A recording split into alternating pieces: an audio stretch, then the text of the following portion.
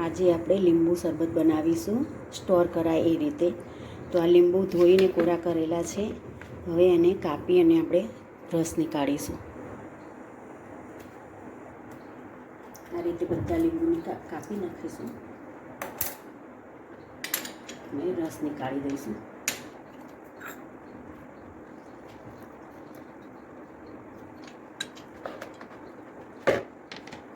નાખીશું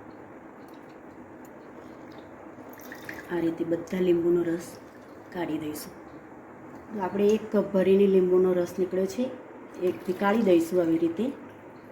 અને આનાથી 3 ગણી ખાંડ લઈ અને ચાસણી કરીશું.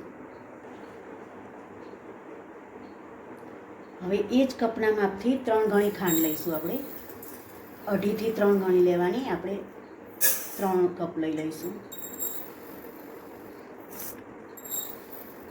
હવે ખાંડ ડૂબે એટલું પાણી લઈશું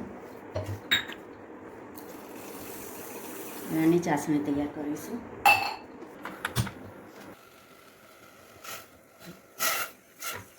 આ રીતે હલાવતા રહીશું ખાંડ વગર અને ચાસણી થાય ત્યાં સુધી.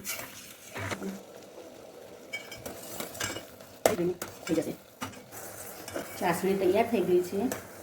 હવે એને બંધ કરી દઈશું અને ઠંડી થવા દઈશું.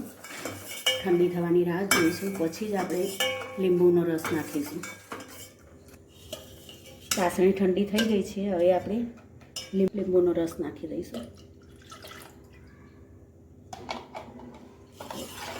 મિક્સ કરી દઈશું.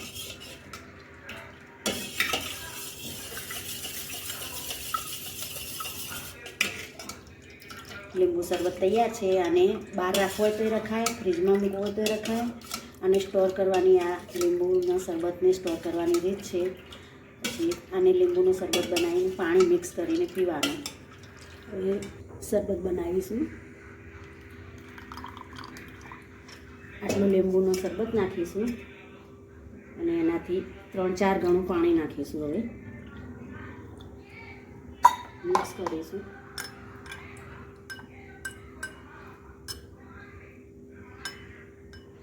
સિંધવ મીઠું નાખીશું થોડું સ્વાદ પ્રમાણે, અને શેકેલા જીરાનો પાવડર નાખીશું. હવે આઈસ ક્યુબ નાખીશું.